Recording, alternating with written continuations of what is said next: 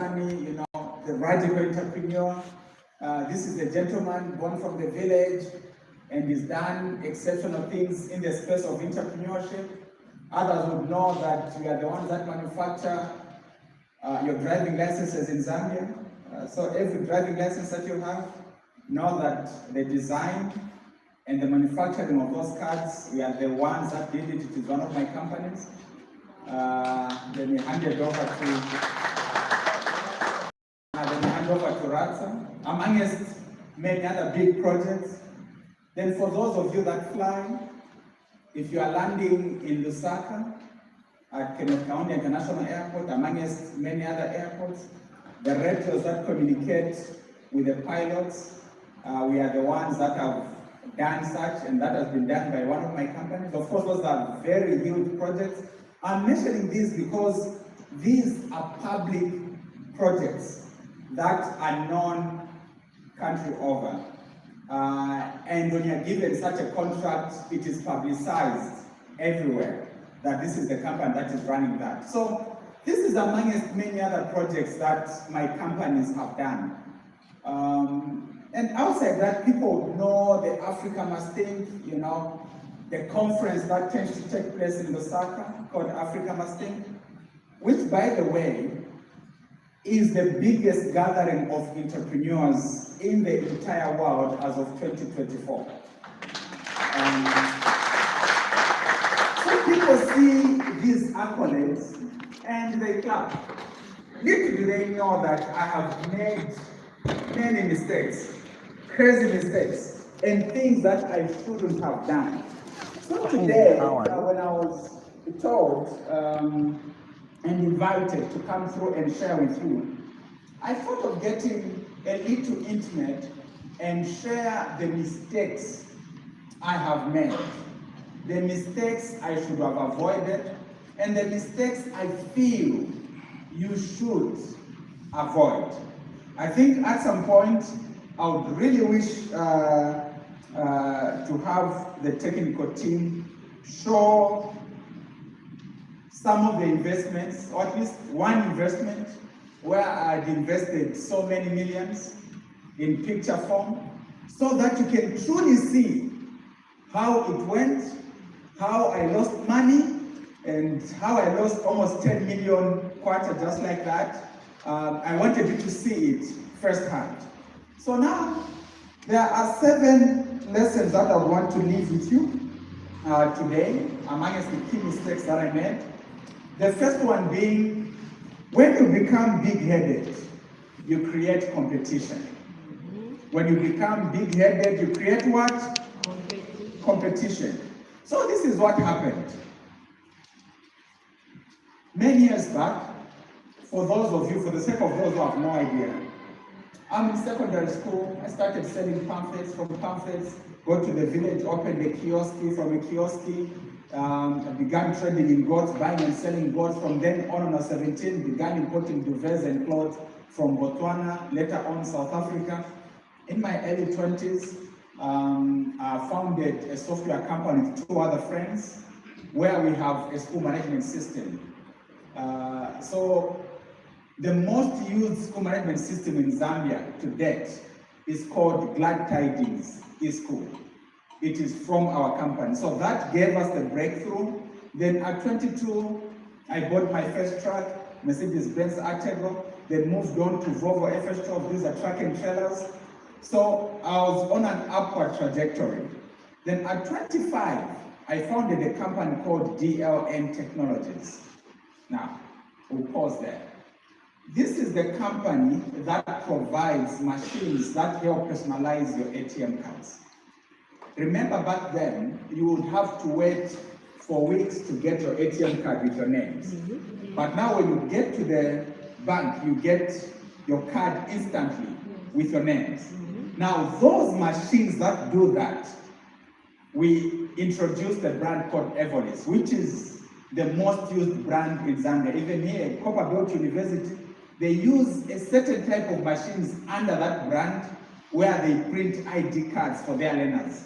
So if you are at CBU, UNZA, Northrise, almost all the universities use the machines that we provided to print ID cards, because back then, the ID cards were laminated ones, where they put a paper inside, then they'll print on it. I don't know if you still remember that.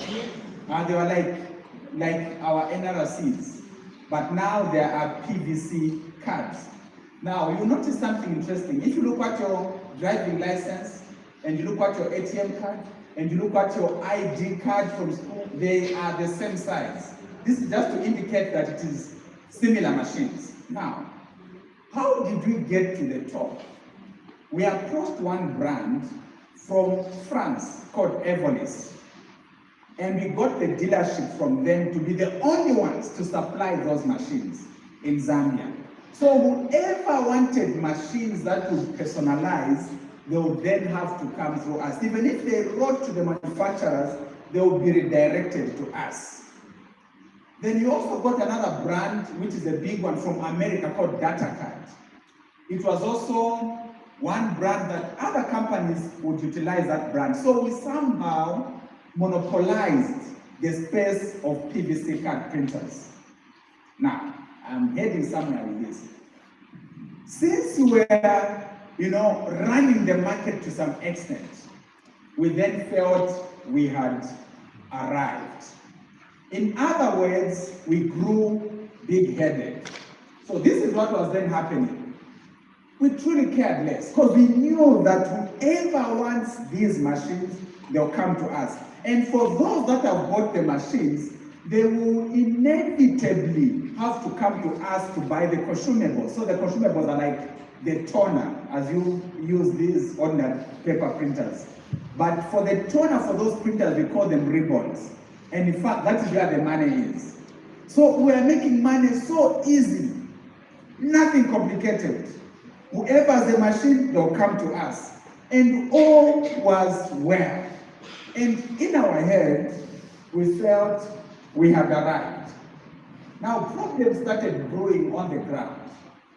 One, we had some of those clients who would come through and they want to buy ribbons. And because I have diverted funds, or we have diverted funds into something else, we'll tell the runner, if you want ribbons, pay in advance. And even when they pay, we have no rush. We are the only ones that actually provide that. So we have no rush. So in other words, we just became arrogant, and unknowingly, what started brewing is that people started finding alternatives. And they realized that locally there were no alternatives. And we had some procurement people who even tell some of their people, if you can find from somewhere else. So the first person decided to buy these ribbons from South Africa.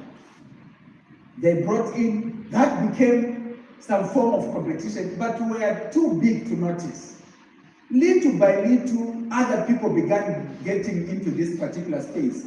Others were importing things now from Dubai. A market that we had full control over. Little did we know that our sales were becoming a little lower than they were. So we thought, maybe they'll come back, maybe. Until at a later time we realized that we had introduced competition on the market.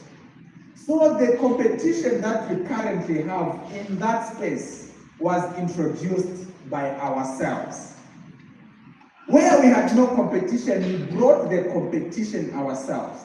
So today, if you decided that you want to buy PVC card printers, you will find that there are people that can supply in Zambia. You will find that there are people that can give you consumables. Before those people could provide, it is so painful to share that we were the only ones. But we became too big-headed and we brought about competition. On this lesson, here's something that I want you to learn from this. You may be good at whatever you are offering. When you start your business, you may be good at whatever service you may be offering. You may be good at plating hair. You may be good at doing cakes. You may be good at whichever service that you may be offering. But learn this from me. The moment you become big-headed, you may not see the impact immediately. You may not see it. But you know what? The moment you are big-headed, the moment one customer is unhappy with you, just know that you are creating competition yourself. For us, we had no need for marketing budget.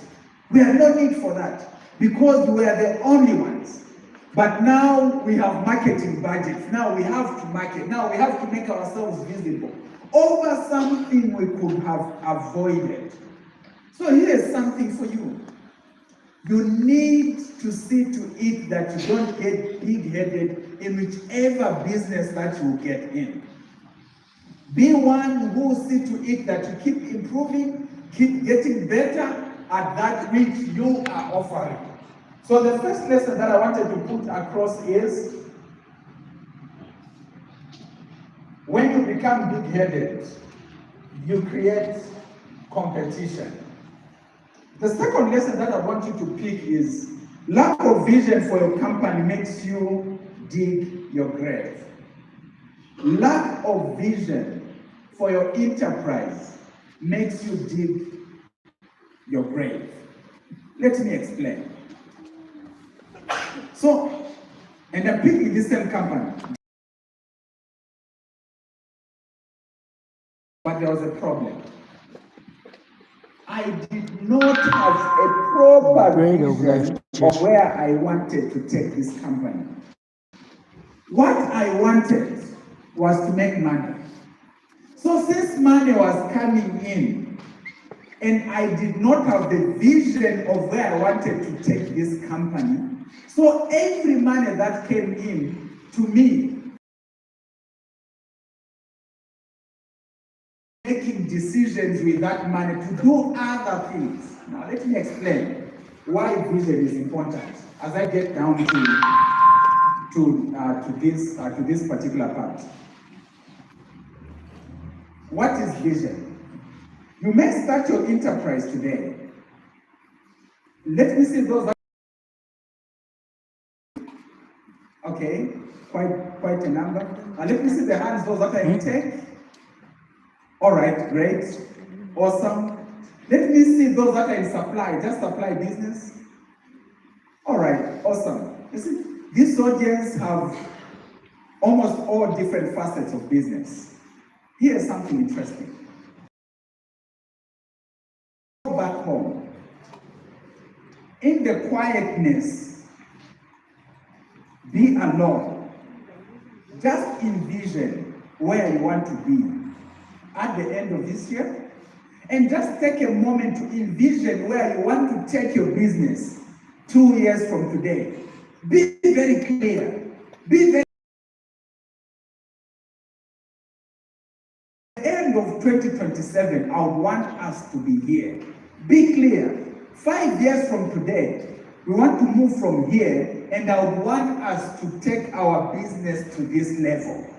Be very clear. Thinking is hard. That's why a number of us avoid thinking. If I even ask you here to say, okay, so you're running this business. In fact, let me even do it practically. Let me see the hand of one who said, take just one. Please come through. I just want you to have a rough idea, or if there's another microphone, or we can share this microphone.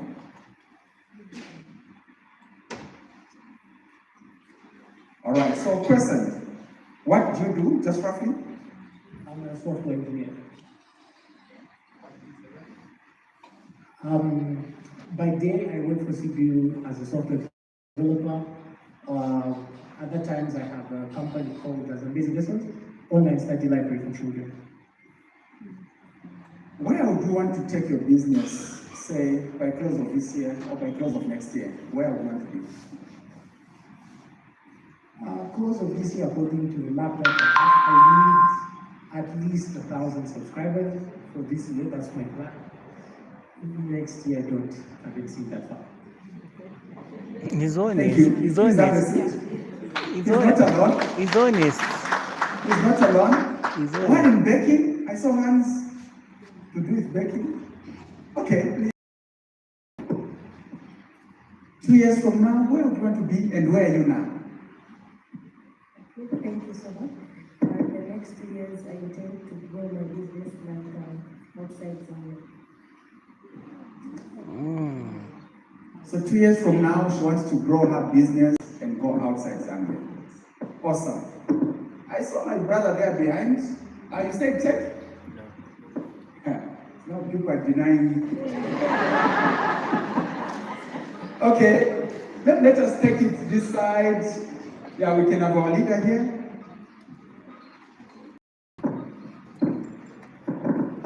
What are you doing? I'm a student at the Copperbelt University. Okay. So currently, we are running a company, Triangle Electronics. Okay. So we are supplying laptops as well as earpods to our students.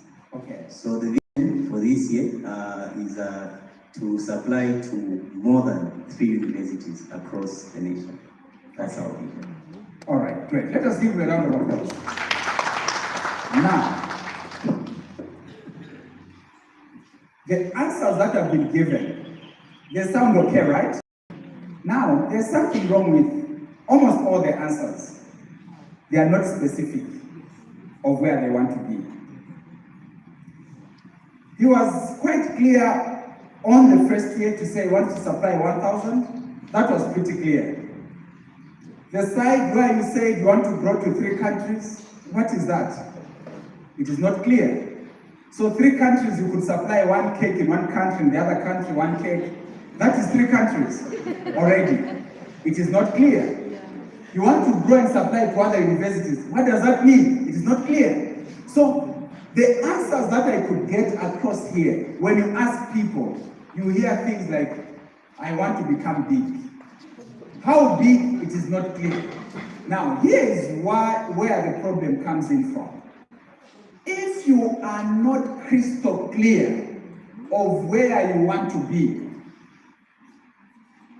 when money starts coming in, there is a way your mind will start telling you to say you can do something else with this money.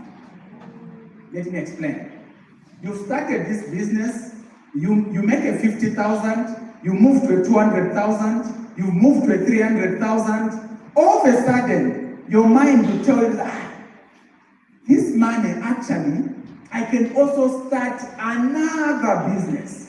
That's why you find people who have started an enterprise before it grows very far. They are thinking of opening other things.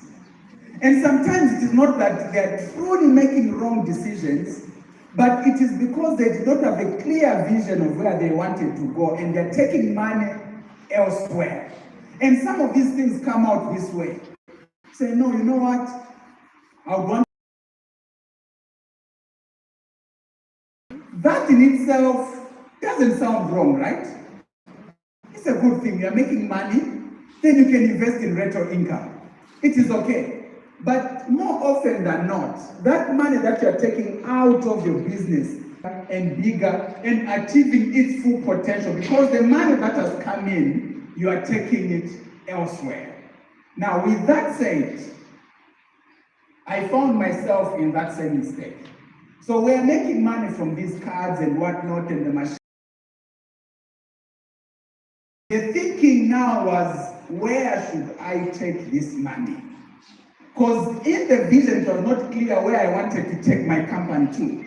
So every excess money that seemed to come in, it was not about growing the business. It was now, where can I take this money? So I thought of getting into real estate. Nothing wrong in itself, but unknown to me, I was then affecting the liquidity for the business. I was affecting the stock for the business, because the business to me, it just came out as the means to the end, and not that it was something to grow to become bigger. I don't know if I'm making sense.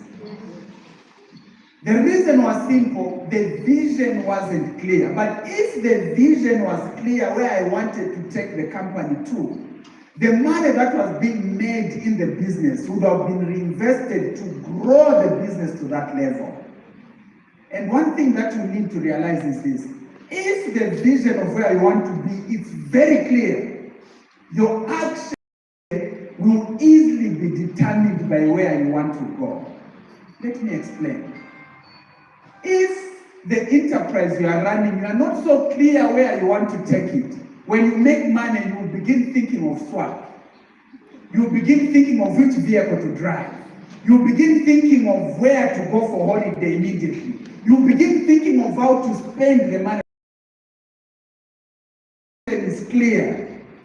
No one will have to tell you to say, invest this money well. Don't waste money. Don't do this.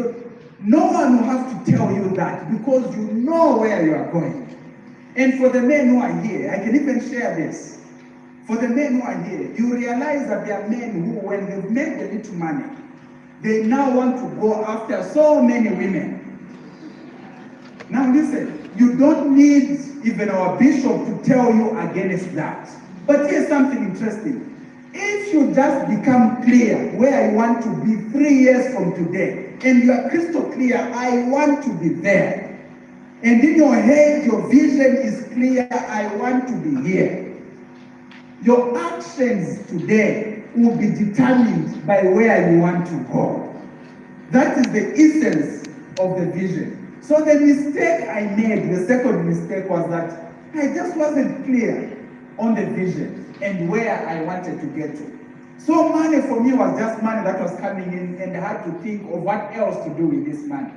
And that's how I got into the whole Range Rover issues, the bowling guy, the happening guy. It was because money was there.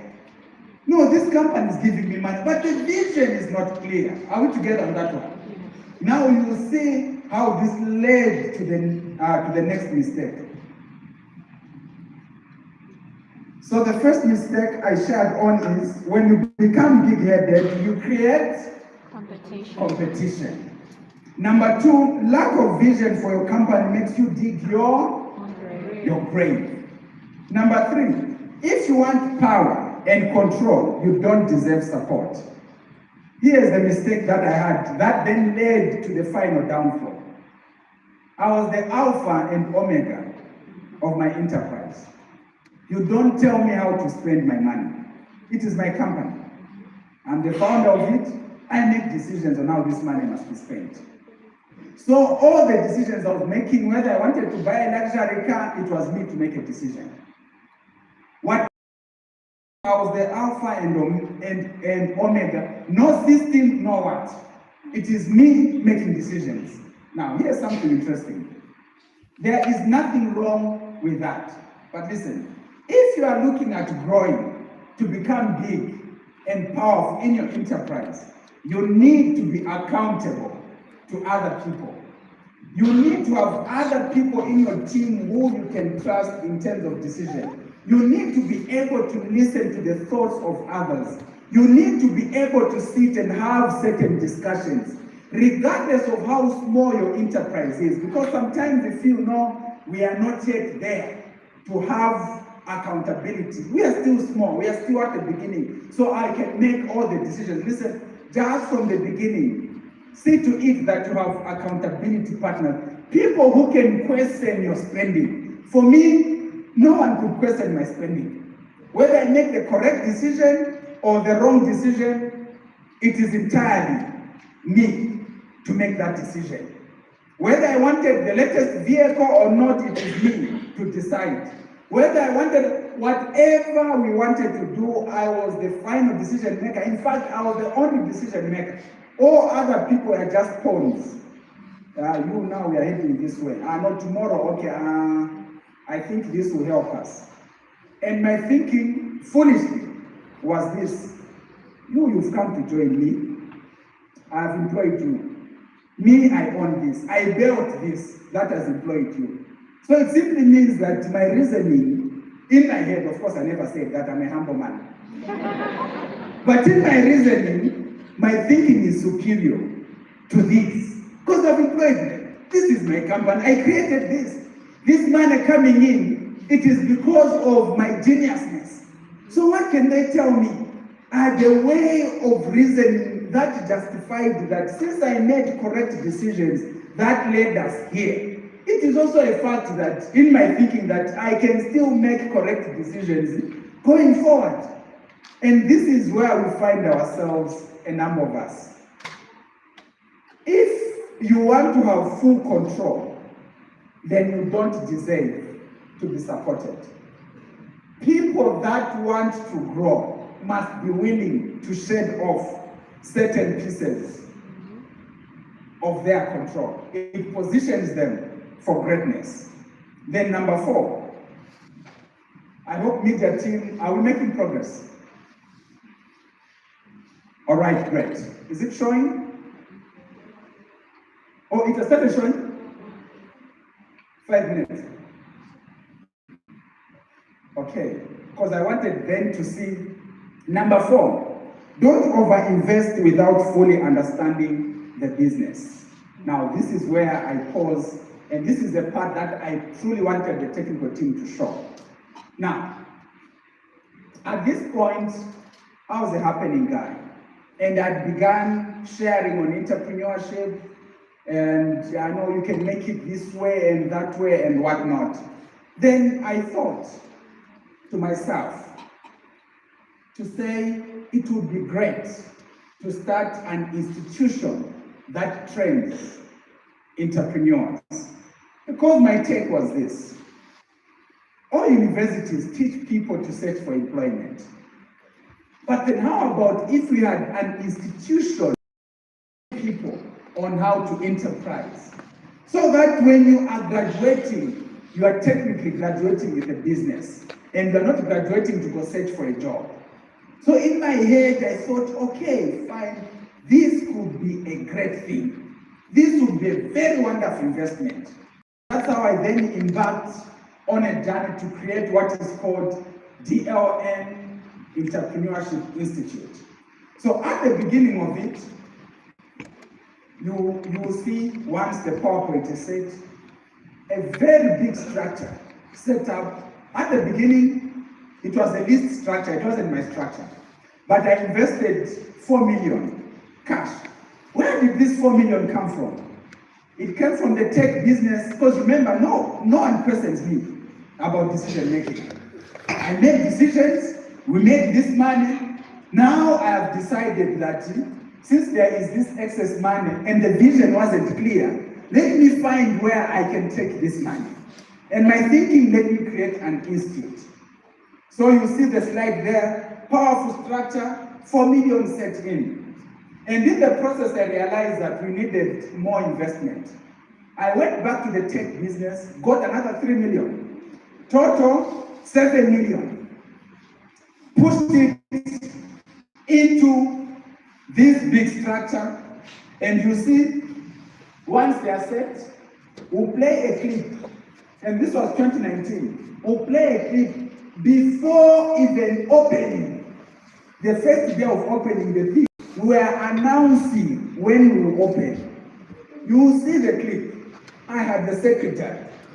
Yeah, in fact, people are capturing me. Pictures are there and videos are there. People are capturing me. I'm walking in. You know, you walk here, you have the secretary, you have your PA, you have your executive assistant. And I was even capturing, walking to my office for the new business that had not made anything, no money at all, but getting money from the business that had no vision for, that was giving me money. So all was well, and you see the next clip that will be played, how the investment was done at this massive infrastructure. Money was put in, and all was great, but there was a problem, and this is where the lesson is to say, don't overinvest without fully understanding the business. For me, I overinvested in that enterprise. I put in so much money, so much liquidity, when I had never been in education. I had no idea of what happens. It was only after getting in that I began learning 1 or 2 pieces. Like one thing that I didn't know was that we were teaching on entrepreneurship, but people wanted the qualifications that can help them get a job afterwards. That was their interest. So what qualification are you going to give us? Their interest was the qualification and not learning on how to do things. I didn't know that. So I was learning certain pieces along the way. And when we even go to the first graduation, because these were shorter courses, 3 months, 6 months. When we are getting to the first graduation, we took the bar very high. I thought in Zambia, we don't have one to grace the occasion as the guest of honor. So what I had to do, I had to invite the deputy chairperson of the African Union. Now, you need to understand something. You'll see the pictures. The deputy chairperson of the African Union is the person who presidents in a country want to get an appointment with. Very powerful man. He's the man who came for the first graduation. And that was now December 2019. Money coming from the other enterprise. And I had invested so much. So when we got to 2020, at the beginning of 2020, it leads me to the 5th lesson. There is always something to knock you out. You may not see it, not understand it. Always be ready. When you're in business, this lesson, I never had it. For me, since I've succeeded in the previous things, I feared nobody and I knew that I can easily make it. Little did I know that there is always something to knock you out. Listen, when you are running an enterprise, it is war. Whereas you are reporting for work, others are planning on how to take you out of business. It is war. There is always something brewing to knock you out. At your business as proper war, prepare yourself to fight. Show me the next slide. Show me the next slide.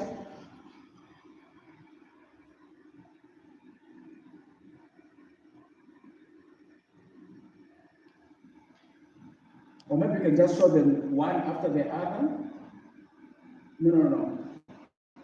The clips and the images. Between slides from lesson 4 to 5. Because I just want them to see the kind of investment that was done. Okay, so that is DLN Entrepreneurship Institute. Next.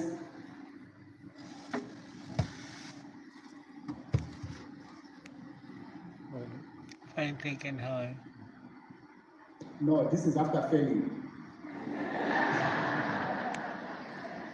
Because now we are removing the branding. There are things that are there.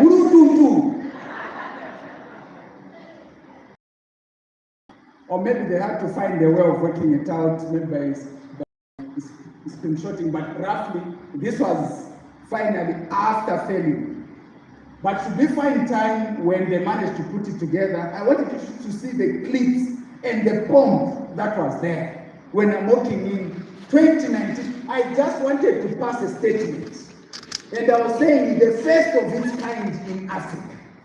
So now when we go to lesson 5, what is lesson 5? There's always something to knock you out. COVID was brewing, unknown to me. Now in that process, when schools were closed, money wasn't coming in. We were paused. Now notice, the property was leased, and we were paying in hundreds of quarter.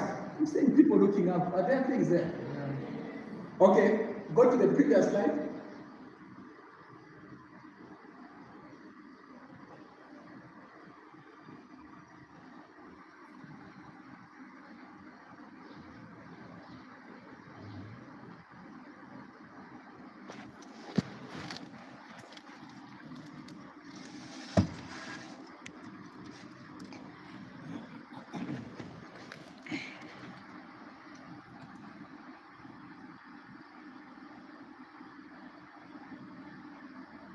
All right, I think we'll proceed. Yeah. Now, we are paying rentals in hundreds per month. Now, lessons are no longer taking place, so we are closed. 2 months, 3 months down the line, the wage bill is so big. Now, remember, I was one to be taken care of. I had staff around me. When I'm traveling, I don't even come the way I've come here. Maybe here because I came in alone. Back then, you had to feel me. I arrived, there's a team that arrives first in another vehicle. As I'm arriving, the camera, I don't know whether it is maturity or I've seen it all, and now I'm like, So the wage bill is so huge. But then these people are not working. Money is not coming in. Rentals are very high per month. 1 month, I thought now this COVID will pass. 2 months. By the time we are getting to the 3rd month, I saw that there's a problem here. Then I wrote to the people that provided the building. I said, no, listen, we seem to have a problem here. See, we got your building. And in fact, I explained very well. I said, no, we got your building so that we can use it for this purpose. But you see, we have this thing that has come in that we have no control of. So we are unable to make any money. So the first one is, may you kindly waive off the lease for this period. Number 2, or allow us to vacate. Because I was seeing how the bills were coming. I was like, no, here, if they can't waive off, and it makes logical sense, because I'm not making money out of it. You waive off, at least to allow us to settle and whatnot. We just vacate for now. Then after this thing, you can decide to come back. Then they replied, they said, okay, we may not waive off your lease or rentals. And if you want to vacate, not a problem, but refer to the lease agreement. So that's how I got now to read the lease agreement in full, proper. Because it's like, when someone says refer, it's like they're telling you to go see what is there. When I checked, I realized that when we decide to leave, we need to give 6 months notice, of which it must be paid for. You know what? Is in that process. And that's how much of the money was all swallowed up. And it got to a point, because then I was caught in between. If I officially put that we are leaving 6 months from today, I'll still have to pay. Maybe let me hang on for another month. It seems things might open. Now, in that process of hanging on, bills are accumulating. It got so bad to the point that, have you ever had bailiffs called on you before? Because you could not meet the bills and the rentals at that particular property. Because you are paying in hundreds per month, and the months are moving, you have no money coming in, and also COVID was also affecting other entities in terms of liquidity. So it just became so bad. So bad. And when they called in the debt collectors, now because remember we are not operating and our debts now have grown. They came in and said, no, we are the ones appointed now to collect this money.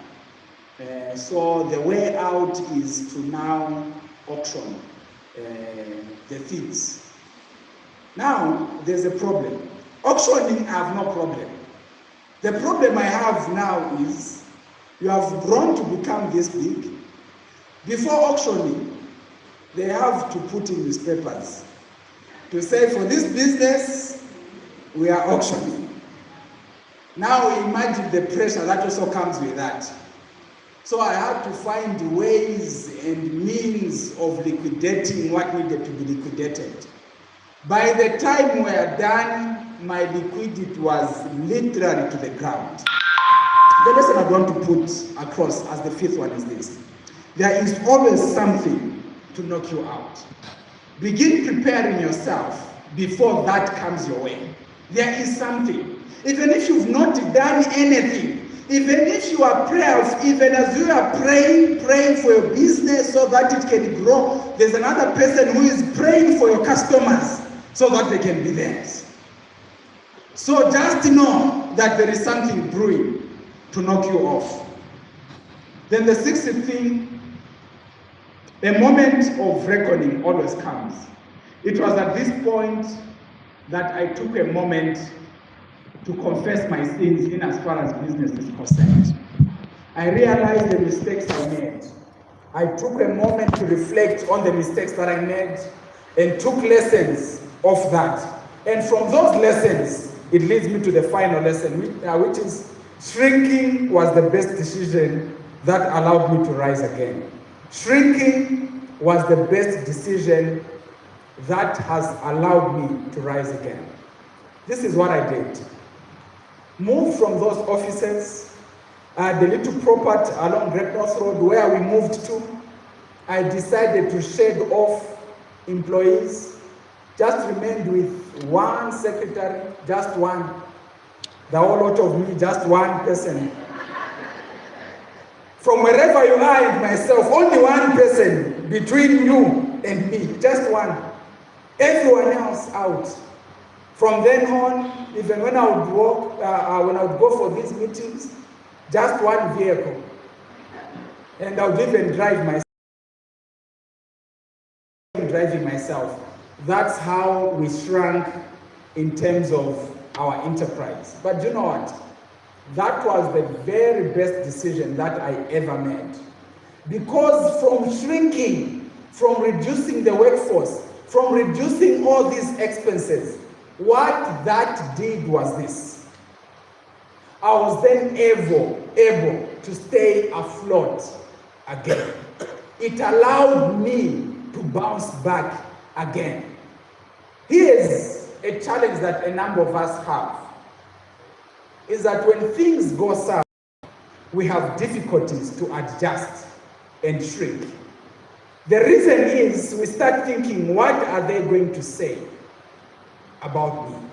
What are people going to gossip about me? But I want you to learn this. The easiest way for you to bounce back is your ability to shrink. For those that know how to drive manual vehicles, if you are moving in gear 5, you are in high speed. When you start reducing the speed, when you reduce to about 60 kilometers per hour, when the speed is a lot lower, for you to pick up easily, you don't just have to correct. You need to change down the gears, then start afresh. It will give you the thrust and the drive to pick up quicker and increase your speed again. But the challenge is that a number of us have difficulties in as far as changing down is concerned. Life has gone south. You want to remain in that expensive office, in that expensive house. How about if you shrunk so that you can remain afloat and be able to fight another day? It will position you well. And notice even the big companies, they do this all the time. We had Edgar's in Zambia. When they realized that things are not happening, they shrank out of this market. It is not that they have failed, it is just that they realize that no. Here for us to keep pushing, we need to reduce. So, do we have any businesses that have closed, even those multinational businesses here in Kitwe? So we have Edgar's and which other one? Jack's, yes. Ackermans. And you realize that some of these businesses in certain outlets, they are still there. In certain countries, they are still there. Just realize that no, this is not working here. They don't do things for people. For them, it is a business decision. Here, let us do this way, so that we can bounce back again. And here's where I want to close these lessons with. Allow yourself to shrink. When things are not working well, allow yourself to shrink back and step back when things are a lot better. I'm reminded of one man who I looked up to so much in as far as business was concerned. This man was a Zambian. He went to South Africa. He was doing exceptional things in South Africa, and the businesses had grown in South Africa. Then he decided to sell off his enterprise in South Africa to come. So came to Zambia. Unfortunately, the Zambian market wasn't responding as well. So then he told the family that, no, we can relocate back to Zambia. But it seems the partner, the wife, as I'm speaking to women, she did not want to adjust the life. Oh, is well now? Okay, fine. But maybe I'll close it this way in case of the need to refer back. The wife did not feel like adjusting to Zambia. So the man had a house in Roma, renting in Roma, and flying between Zambia and South Africa every so often when things were going downhill. Then he started selling off assets. In fact, even the first truck that I bought it from him, because was then shedding off. But was still maintaining the lifestyle between Zambia and South Africa.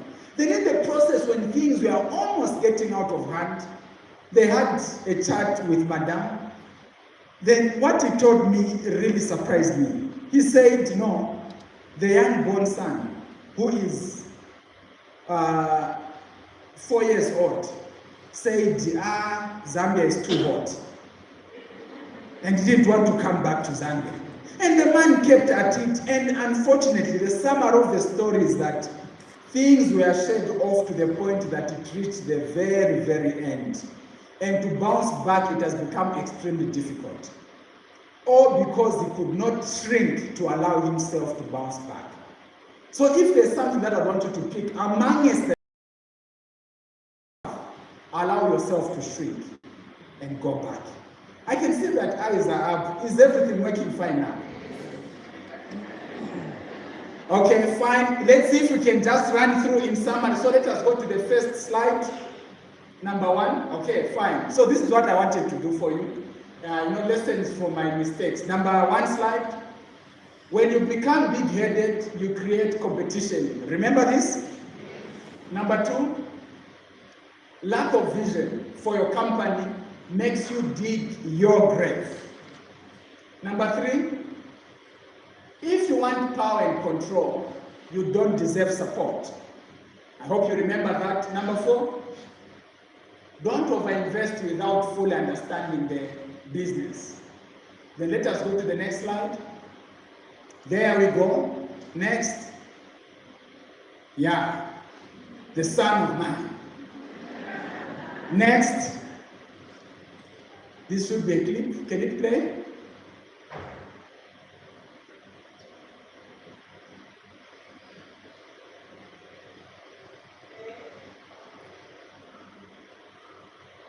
Not the previous one. Okay. Fine. We'll do it next time. Okay, next slide. Also, that's on the graduation. Next slide. Okay. Even the people graduating, you can tell that levels. Next slide. Next slide. This man you're seeing here, by the way, this is Dr. Just for you to double check, you can Google this man. This is Dr. Erastus Mwencha. This is the former General for COMESA. How do you call that position? The highest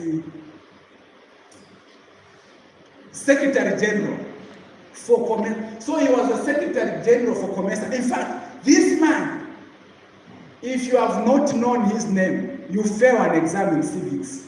This man. That's how powerful he was. So from being the Secretary General for COMESA, he went to become the Deputy Chairperson at the African Union. So I said, no, let me have this man come for the graduation. This is just to show you that we were people of levels in our time. There is always something to knock you out. Next slide. The things are coming down. Man. Next. Signage out. We are finished. Next. Yeah, that's how it goes. Next. And that's how we part 6. A moment of reckoning always comes where you have to reflect on your actions. And number 7, shrinking was the best decision that allowed me to rise again. Here's something interesting. I lost so much at that particular time. This lesson that I was just sharing, in cash, I lost about 7 million in cash. Then with the debt that I then accumulated and whatnot, and the compensations and whatnot, it was almost 10 million. Over a decision I could have avoided easily. Now, from then on, because I have become wiser, I think, and not even I think, it is a fact, God has given me a second chance. We have grown a lot bigger. That 10 million that I lost, for now, it is just one contract amongst the contracts that you're even running now. In fact, even amongst the things that I was even saying, that is just one. And some of these contracts are annual. So they indicate that I became wiser. I am thankful that I made the losses that I made, because the decisions I make now are a bit more refined. They're a bit more clear. And it has also taught me something that I think I didn't have. It was humility. Back then, I was very smart. I could still be smart, but I think it was in my head that the decisions, I cannot fail in business, because all through the decisions I was making were allowing me to grow. But now I have the humility to listen from others and hear out what others are saying. So these are the lessons that I thought I should share with you. Then what we'll do, should I come through to share tomorrow in the afternoon, then we can pick on how the rise was. Today's sharing was on the mistakes, but on how the rise picked up, it's something that we can continue on tomorrow. I think I can pause here unless if there are questions. Thank you.